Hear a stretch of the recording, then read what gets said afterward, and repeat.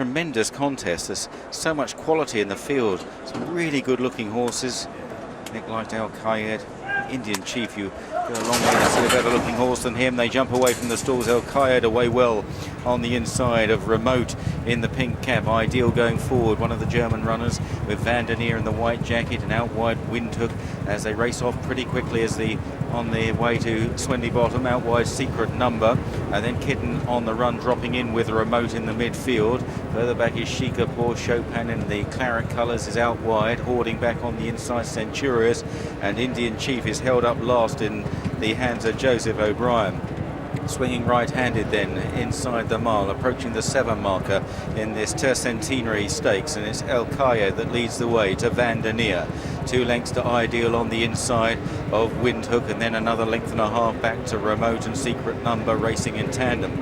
Out wide then is Chopin of Kitten on the run in the white sleeves and cap, Kieran Fallon. Further back is Shikapur from hoarding Indian Chief as they make the run now to the final 5 furlongs. Centurious is the back marker. El Khalid then, and Paul Hannigan. He's been adopting a front-running role on a few this week as Paul. He leads the way again on Al Khalid. Van der Neer just squeezed along in second. Into third, Windhoek going all right. Ideal is shaken up on the inside 4. Secret Number and Remote still travelling well together, tracked by Chopin. Kitten on the run. Shikapur hoarding. Centurious and Indian Chief is still at the rear of the field with an enormous amount of ground to make up. They run round the final turn. El Khalid by a length to Van der Neer, who's chased along in second. 2 lengths back to Windhoek, who's now pulled off the inside. They're followed by Secret Number. Remote is beginning to run on strongly now, very strongly indeed. Remote in the pink cap just needs to angle out as they race inside the final furlong and a half. El Khalid is claimed by Windhoek and Van der Neer. Remote has got 2.5 lengths to find. Shikapur's running on very well in the noseband. Chopin out wide. They race inside the final furlong. Remote is wearing down Van der Neer, then Shikapur. Remote from Van der Neer and Shikapur. Remote getting up to score, and Remote extends his winning run in the hands of William Buick. Shikapur, Van der Neer on the outside. Secret Number was staying on. El Khalid next. Chopin followed home by Windhoek, and then Indian Chief, who never got into it. Kitten on the run, hoarding. Centurious and Ideal at the tail. Up from a handicap to a Group 3. Remote heavily backed here will be a stinging blow to the bookmakers on this 3rd day of Royal Ascot. Remote, another win for Khalid Abdullah, who had riposte earlier. John Gosden the trainer, William Buick doing the steering, and he wore them down in the final half furlong.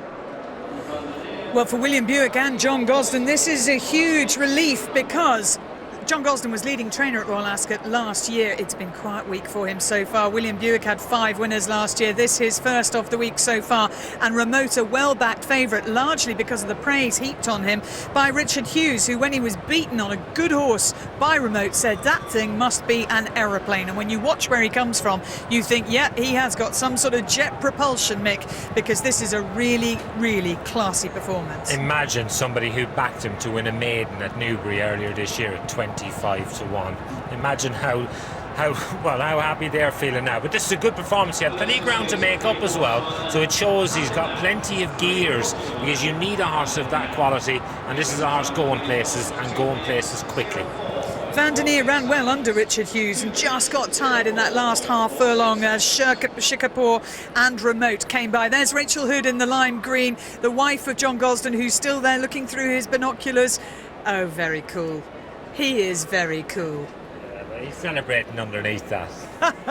For Khalid Abdullah, it's a double for him on the day. His first winner being trained by Lady Cecil, who won the Ribblesdale with that wonderful filly Riposte, and he follows up with Remote. And a nice close-up shot rather than a remote one of William Buick. Let's hear now his response, having seen his reaction. Winning jockey Will Buick. Will, it must be a tremendous thrill to ride a horse with this sort of ability. Yeah, you know, he's only ran 3 times. He's come to a meeting where it's hardest to win races, whatever race you're in, and you know, he's done it really well. I'm on the quarter races here, tricky races, you know, and I didn't really want to force him into anything he couldn't do early, so I found myself behind a horse that couldn't take me anywhere, but I couldn't really do anything else, and I was always confident he'd pick up, but I thought he won very well from where he came from. People have been going on all week that this is a Group 1 horse in the making. You've sat on lots of Group 1 horses. How good is he? Well, that was a pretty good performance there. You know, he's taken a step to group level and made it look very comfortably. So he's a good horse, and he'll progress even further. Well done, Will. Thank you, Richard. The Tercentenary Stakes that were renamed in 2011 to mark the 300-year history and anniversary of Ascot as a race meeting. 1711, Queen Anne decided it was a good place to race horses. John, can I grab a word? Would that be all right? Congratulations. Thank you. That was rather fun to watch as well. Yes, it was indeed, and I was reminding Prince Khalid years ago that his mother of this horse, Zenda, had won a maiden at Windsor just down the road here, and she won very well. And I was having lunch with them in St. Cloud, we were running a horse, and I said, can I run her straight from a maiden at Windsor and the French 1,000 guineas at Longchamp? He said, John, from Windsor to Longchamp? I said, I like her. He said, if you want to, fine. She was 30 to 1 and she won the guineas. Really? So that was good, and that was the mother of this one. But he's done it well.